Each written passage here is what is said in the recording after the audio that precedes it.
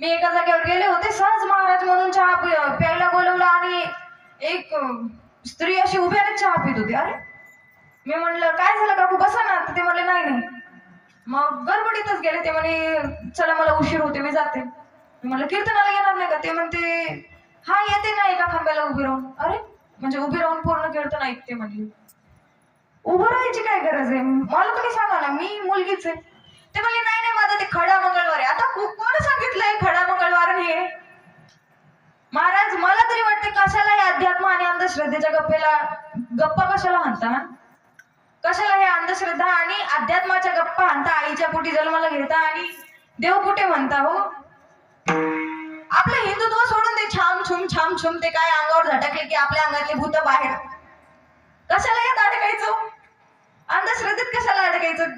देवाने ते दिले ते बघा ना. आयुष्य तुम्हाला वाटते का की माझेच आयुष्य दुःख खूप आहे? अरे दुःख भोगण्यासाठीच या जन्माला आलास तू. लवकर मरण भेटणार आहे का?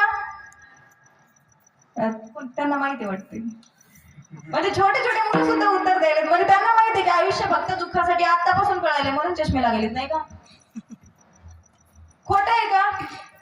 महाराज मी नेहमी सांगते, आयुष्य जगणं कठीण, मरणं सोपं. जगणं मरणं एक कोड असतं. जाता जाता एवढं कोड सोडून बघावं लागतं. चिमुटभर दुःखाने कोसळू नकोस, दुःखाचा डोंगर पचवून बघ. हे कोणी सांगितले? कोणाचे वाक्य ते? कवी साक्षी तनपुरे? नाही हो महाराज, स्वामी समर्थांनी सांगितलेलं हे की तुम्ही ना दुःखाला असं घाबरून जाऊ नका आणि कितीही मोठं संकट येऊ द्या, आत्महत्याकडे तर बिलकुलच वळू नका. बिलकुलच नाही. शिक्षण नाही ना जमत. आता मी तुम्हाला एक तरुण मंडळांची परिस्थिती सांगते. गावाकडचे मुलं म्हणजे गावाकडच्यांचे जे अशिक्षित वडील धारे असतात ते म्हणतात तुला फक्त एकदाच परीक्षा देऊ देणार मी, नाहीतर मग तू जर पास झाला तर ठीक आहे, नापास झाला तर तुझं काहीतरी शेतात नाही तर कुठलं तरी याच्यात अडकवून देणार. महाराज प्रयत्न करू द्या, परीक्षा देऊ द्या. मी तर हेच म्हणेल, प्रयत्न केल्याशिवाय यश मिळत नाही. विठ्ठल विठ्ठल.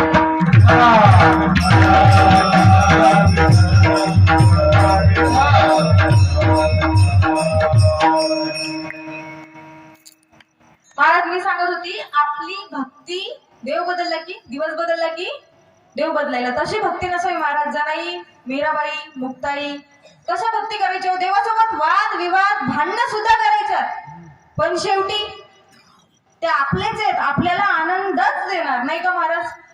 आता हे माझ्या भाऊजीचं गाव नाही का, त्याच्यासोबत नेहमीच भांडणं होतात. पण महाराज त्यांचं एक गोष्ट मला खूप आवडली. शेतात मी काम करत होते, म्हणजे मला काही हे येत नाही पण इथे करून बघितलं.